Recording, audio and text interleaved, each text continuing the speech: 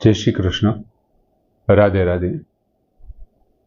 मित्रों, भगवान कृष्णे 7मो अध्याय એટલે કે જ્ઞાન વિજ્ઞાન યોગમાં પહેલા શ્લોકથી જે શરૂઆત કરી કે યદ મયા આસક્ત મનાહા અને મદાશ્રયાહ શબ્દ ત્યાં વાપર્યા, મારામાં આસક્ત મનવાળો અને જે મારે આશ્રિત છે તેમને.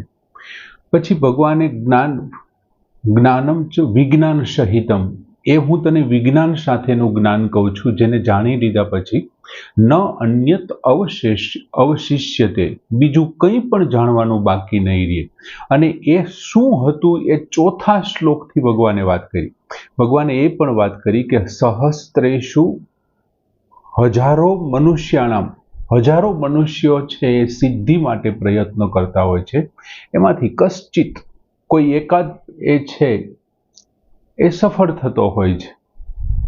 અને એમાંય પાછો જે સિદ્ધો છે, હજારો મનુષ્યમાંથી એકાદ સિદ્ધિ માટે પ્રયત્ન કરે છે, અને એ સિદ્ધોમાંથી કોઈ એકાદ છે તત્વતઃ વેતી મામ, મને તત્વથી જાણે છે, એટલે કે મારા યથાર્થ રૂપથી મને જાણી શકે છે.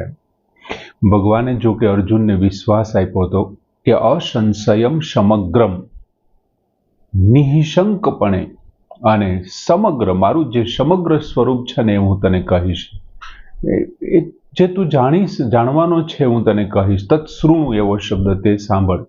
અને ભગવાને ચોથા શ્લોકમાં પોતાની અપરા પ્રકૃતિ વિશેની વાત કરી, અને અષ્ટધા ભિન્નાહ એવો શબ્દ ત્યાં ભગવાને કીધો કે 8 પ્રકારના ભેદવાળી ઇયમ મેં અષ્ટધા પ્રકૃતિ, આમ અપરા પ્રકૃતિ, એ અપરા શબ્દ અહીં 5મા શ્લોકમાંથી આપણે લીધો હતો. અપરા ઇયમ, આ અપરા પ્રકૃતિ છે 8 પ્રકારના ભેદવાળી.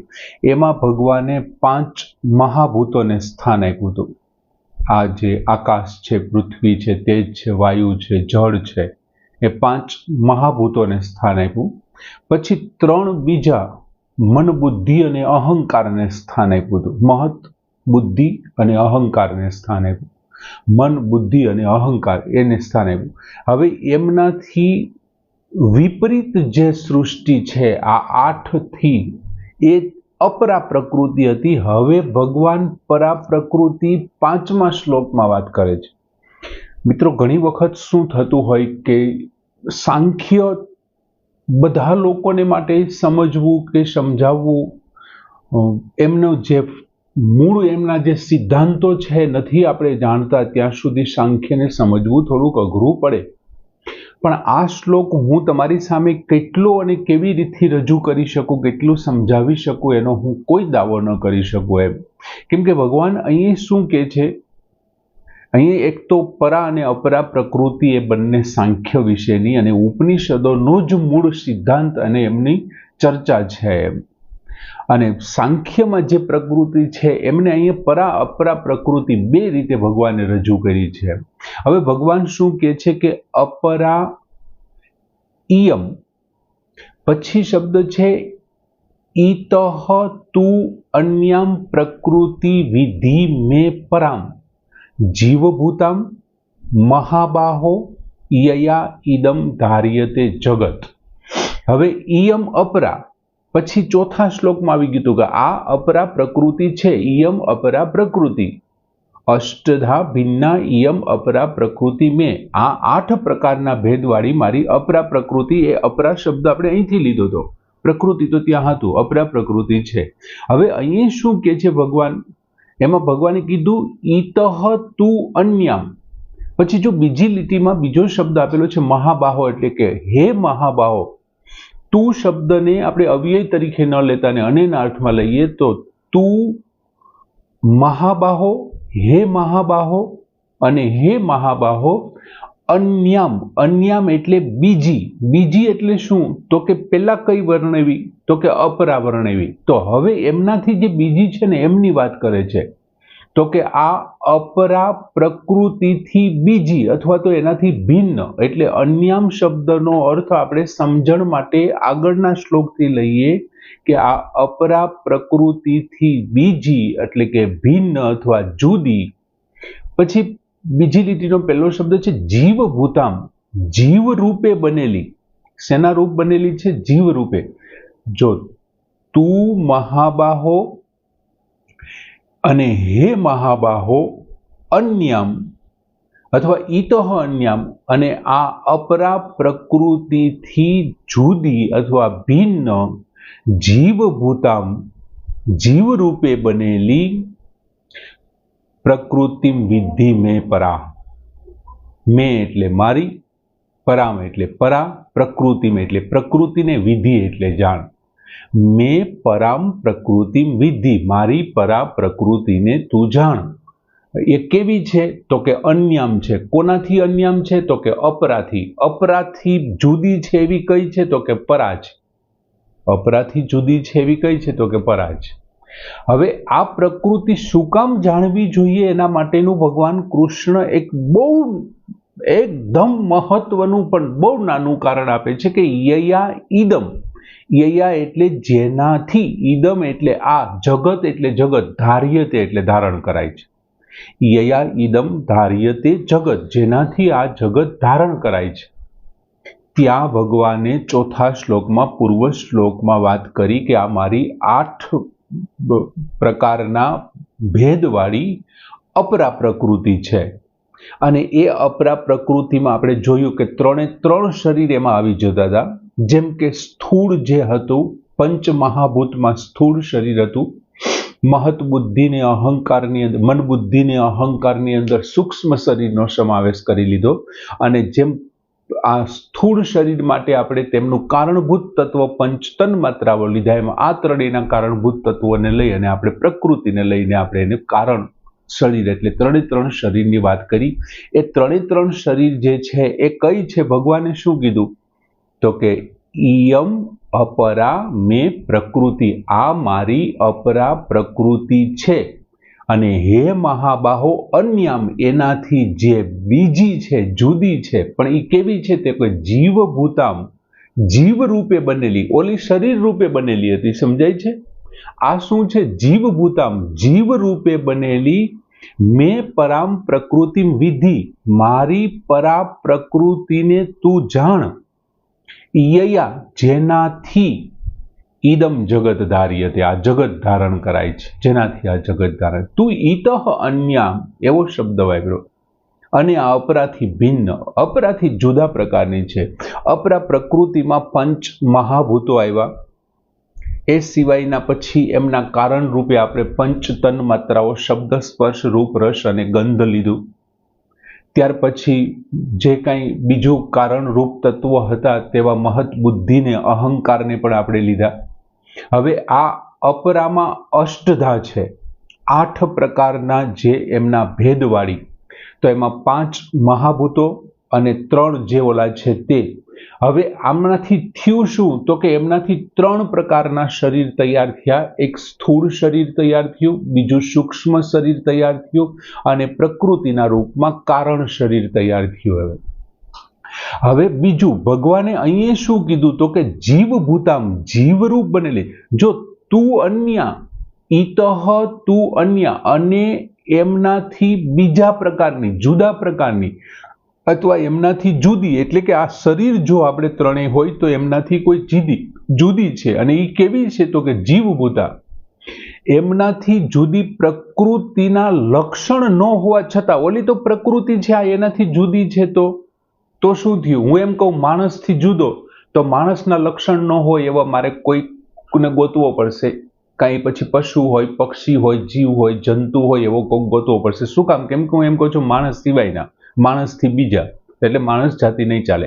એમ ભગવાને અહીં સ્પષ્ટ કીધું છે, તું ઈતઃ અન્ય, આનાથી, આ અપરાથી જુદા પ્રકારની અને જીવભૂતામ, જીવરૂપ બનેલી આ શરીર બન્યા છે અષ્ટધાથી, 8 આ અપરા પ્રકૃતિથી, અને આમનાથી જીવભૂત બનેલી પરામ મેં વિધિમ પ્રકૃતિ, મારી પરા પ્રકૃતિને તું જાણ.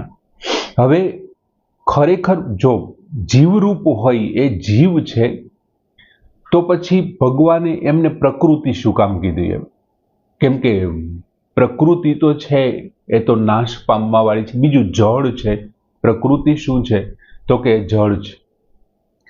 તો પછી અહીંયા ભગવાને જીવરૂપ બનેલી છે પરા પ્રકૃતિ, તો એ તો જળ તો છે નહીં, એ તો ચેતન છે. તો પછી એમને શું કામે ભગવાને પ્રકૃતિનો એક પણ લક્ષણ નથી. બીજું, પ્રકૃતિ છે એ કારણ છે. પ્રકૃતિ બીજાને જન્માવી શકે છે, જ્યારે આ આત્મા એટલે કે જીવ છે એ તો બીજાને જન્માવી નથી શકતો. તો પછી ભગવાને શું કામ એમને પ્રકૃતિ એવો શબ્દ વાપર્યો હશે કે અમારી પરા પ્રકૃતિને તું જાણ. તો અહીંયા શબ્દ વાપર્યો ભગવાને જીવભૂતા એવો શબ્દ. હવે અપરા સાથેનું પરા પ્રકૃતિનું એટલું બધું તાદાત્મ્ય થઈ જાય છે, એમને કારણે એ પ્રકૃતિ એ પોતે એવું સમજી બેસે છે કે આ હું છું, મારે હિસાબે આ બધું થાય છે. મહત, બુદ્ધિ, અહંકાર, આ જે કાંઈ બધું જન્મે છે મારામાંથી જન્મે છે, મારે કારણે થઈ રહ્યું છે. એટલા માટે ભગવાને એમને પ્રકૃતિ શબ્દથી નવાજ્યો છે જીવને. બીજું, ભગવાને એ શબ્દ વાપર્યો જીવભૂતામ, જીવરૂપ બનેલી. હવે જો પંચમહાભૂતમાંથી શું બન્યું હતું, તો કે સ્થૂળ સૃષ્ટિનું સર્જન સ્થૂળ શરીર રૂપી હતું. એમાં પંચમહાભૂત એટલે આકાશ છે, પૃથ્વી છે, જળ છે, તેજ છે, વાયુ છે, અને એમના પાછા આપણે તન્માત્રાઓ એમના કારણરૂપ તન્માત્રાઓને લીધા શબ્દ, સ્પર્શ, રૂપ, રસ અને ગંધ. એમનાથી સ્થૂળ સૃષ્ટિ બની હતી, સ્થૂળ શરીર કે સૃષ્ટિ બની હતી. પછી બીજું શું આપણે લીધું હતું, તો કે સૂક્ષ્મ રૂપ આપણે લીધું હતું, અને સૂક્ષ્મ સૃષ્ટિમાં એમાં તન્માત્રાઓના સાથે સાથે બીજું સૂક્ષ્મ શરીરમાં મનને એમને લીધું, અને એ સૂક્ષ્મ સૃષ્ટિ થઈ. હવે એમના જે સૂક્ષ્મ સૃષ્ટિના અંગો છે, એના જે સૂક્ષ્મ સૃષ્ટિના જે અંગ છે, જેમ કે સ્થૂળ સૃષ્ટિના અંગ કોણ, તો કે આ પંચમહાભૂત છે, સ્થૂળ સૃષ્ટિના અંગ છે. તો સૂક્ષ્મ શરીર કે સૂક્ષ્મ સૃષ્ટિના અંગ કોણ છે, તો કે તેના અંગ છે મન છે, બુદ્ધિ છે અને અહંકાર છે. હવે મન, બુદ્ધિ અને અહંકાર એ સૂક્ષ્મ શરીર કે સૂક્ષ્મ સૃષ્ટિના અંગો છે. હવે આ જે સૂક્ષ્મ સૃષ્ટિના અંગો છે ને, એમાંનો એક અંગ છે ને એ અહંકાર છે. અને મિત્રો, અહંકારના બે પ્રકાર પડે. અહંકાર છે ને એમના બે પ્રકાર. એક અહમ છે ને એ અંતઃકરણની વૃત્તિનું નામ પણ અહંકાર છે. જો અંતઃકરણની જે વૃત્તિ છે ને, અહમ શબ્દ છે એ અંતઃકરણની વૃત્તિનું બીજું નામ છે. અંતઃકરણમાં કોણ આવશે? મન, બુદ્ધિ, અહંકાર અને ચિત્ત. આવી ગયો ત્યાં અહંકાર. તો અંતઃકરણની એક વૃત્તિ થઈ. અહંકાર એ શું થયો? અંતઃકરણની વિચારવા માટેની જે એમની પ્રણાલી છે, એમની વૃત્તિ છે, એમાંનું એક એમનું નામ એ છે, અહમ છે, અહંકાર છે. એટલે એક અંતઃકરણની વૃત્તિનું નામ થયું. જે કેવું છે, તો કે જે કારણ સ્વરૂપ છે. કારણ સ્વરૂપ છે એટલે શું? તો કે એમાંથી એ બીજા કોઈને જન્માવી શકશે, એમાંથી બીજા કોઈને જન્માવી શકશે. અને કારણ સ્વરૂપ છે તો એ કાર્યમાં અંદર કાર્ય બનાવ્યું છે, તો એ પાછું એ નાશ પણ પામવા વાળું હશે, કારણ છે એટલે. અને એ કેવી છે? એ અહંકાર કેવું છે? તો કે એ કારણ સ્વરૂપ છે, અને કારણ સ્વરૂપ હોવાને કારણે તે પ્રકૃતિ છે. અને એ ભગવાને શું કીધું? તો કે એ મારી અપરા પ્રકૃતિ છે. જે અંતઃકરણની વૃત્તિ છે એ ભગવાનની અપરા પ્રકૃતિ છે, એ કારણ સ્વરૂપ છે. હવે અપરા પ્રકૃતિ છે, કારણ સ્વરૂપ છે, અને એમનું વર્ણન ભગવાને ક્યાં કર્યું? આપણા પૂર્વ શ્લોકમાં, ચોથા શ્લોકમાં 8 પ્રકારની એમનું વર્ણન કર્યું. હવે અહંકારનો બીજો પ્રકાર. હવે જે અહમ રૂપે વ્યક્તિત્વ અથવા એકદેશીયતાનું જે નામ છે ને, એ પણ અહંકાર છે.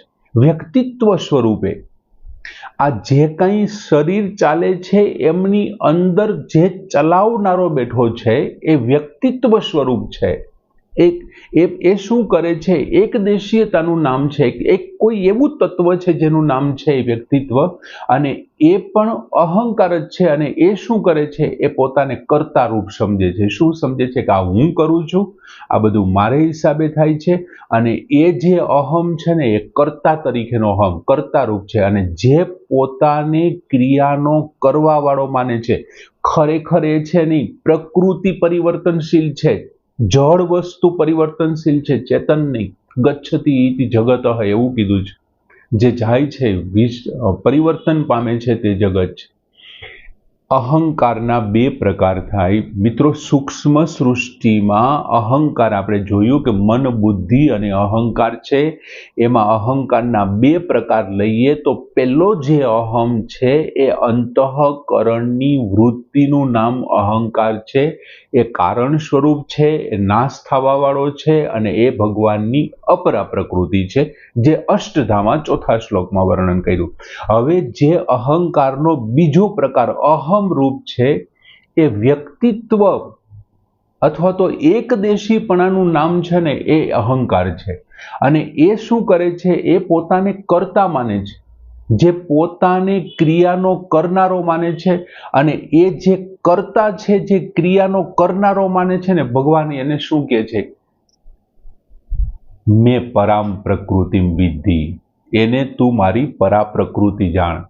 જે આ આઠમાં અંદર બેઠો છે ને, અષ્ટધા પ્રકૃતિમાંથી જે તૈયાર થયું છે શરીર, એ પછી કોઈ પણ સ્થાવર કે જંગમ સૃષ્ટિમાંનું કોઈ પણ શરીર હોય જે તૈયાર થયું છે, એમની અંદર જે ક્રિયા કરનારો બેઠો છે ને, એ જે અહમ છે એમનો, એ જે બેઠો છે ને, ભગવાન કહે છે પરામ મેં પ્રકૃતિમ વિદ્ધિ, એમને તું મારી પરા પ્રકૃતિ જાણ. જે કર્તાપણાનો ભાવ લઈને બેઠો છે, જે એવું સમજે છે હું ક્રિયાનો કરનારો છું, જે વ્યક્તિત્વ સ્વરૂપ છે, જે એકદેશીયપણું છે તે, અને બાકી જે અંતઃકરણની અંદર અહંકાર છે ને, એ માત્ર એની વૃત્તિ છે.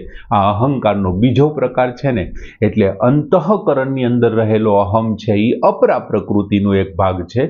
અને જે આ ક્રિયાનો કરનારો છે ને, જે આખા અષ્ટધામ માંથી તૈયાર થયું છે ને, એમનો જે ક્રિયાનો કરનારો છે ને, ભગવાન કહે છે પરામ મેં વિદ્ધિમ પ્રકૃતિ, એને તું મારી પરા પ્રકૃતિ જાણ. પાછી ભગવાને એ પણ ચોખવટ કરી કે તું ઈતઃ અન્યામ, આ એમનાથી જુદી છે. જે આગળ મેં પરા પ્રકૃતિ કીધી એમનાથી બીજી છે, એમનાથી જુદી છે. હવે આ અહંકાર છે ને, એ કારણ શરીરમાં કેવી રીતથી રહે છે? તો કે તાદાત્મ્ય ભાવથી રહે છે. જે કારણ શરીર છે એમની અંદર તાદાત્મ્યતાના ભાવે એમની અંદર રહે છે. હવે તમે વિચાર કરો, આખું શરીર છે, પછી કોઈ પણ હોઈ શકે, માણસની જ આપણે વાત નથી કરતા, સ્થાવર અને જંગમ સૃષ્ટિમાંથી કોઈ પણ શરીરનો તમે સ્વીકાર કરો છો, એમાંથી કોઈ પણ હોઈ શકે. હવે એમની અંદર થાય છે શું કે આ જે પરા પ્રકૃતિ રૂપ જે જીવાત્મા છે, જે કર્તાપણાનો અહમ વાળી જે વાત કરતા હતા, એ શું કરે છે? એમની અંદર રહે છે. હવે એક કેવું છે? તો કે જળ છે. જે કારણ સ્વરૂપ છે એ કોણ છે? પ્રકૃતિ. અને એ કેવી છે? તો કે જળ છે. અને એક કેવો છે? તો કે ચેતન છે. તો જળ છે તે કારણ અને અભિમાન કરે છે ને, જે જળ છે તે કારણ છે.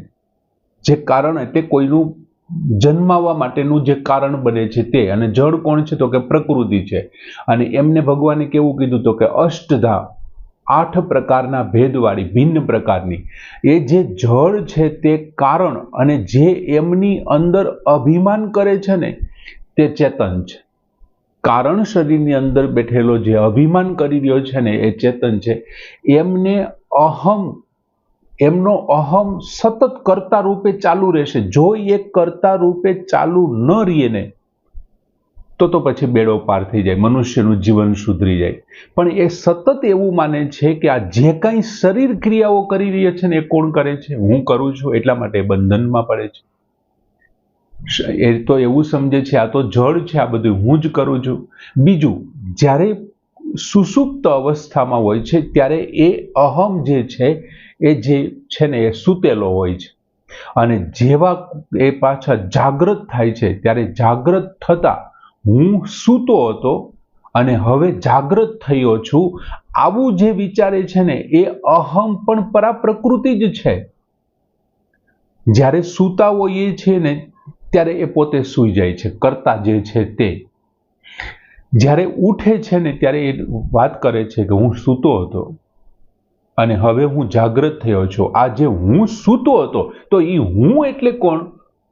તો ભગવાન કહે છે પરામ મેં વિદ્ધિમ પ્રકૃતિ, આ મારી પરા પ્રકૃતિ છે. જે આ હું પણ કરતા જે છે, હું સૂતો હતો, હવે હું જાગૃત થયો છું. આ જે હું છે ને, તે અહમ છે ને, એ પરા પ્રકૃતિ છે.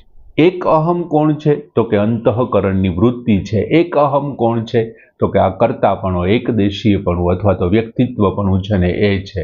હવે ત્યાર પછી બુદ્ધિ અને મન જેવો જાગૃત થાય છે, આ અહમ જાગૃત થાય ને ત્યાર પછી મન છે, બુદ્ધિ છે, એ પણ ધીમે ધીમે જાગૃત થાય.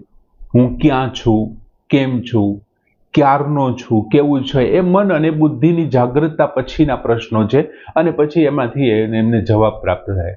હવે આ જે અપરા પ્રકૃતિ છે એમને પ્રકાશિત કરવા વાળો છે ને એ આ ચેતન છે.